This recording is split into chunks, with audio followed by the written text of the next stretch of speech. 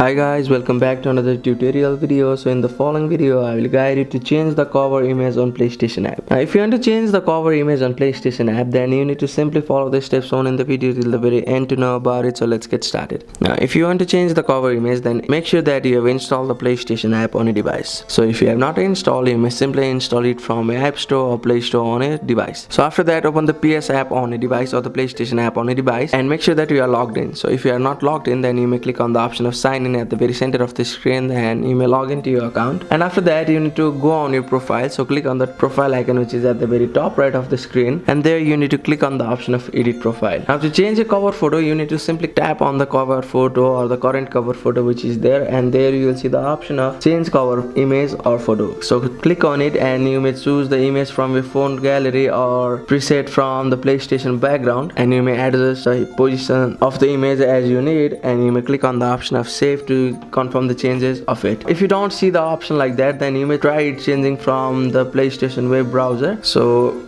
that's it. That's how you can change the cover image on PlayStation app. Thank you for watching the video. Please don't forget to like the video and subscribe to our channel. Thank you.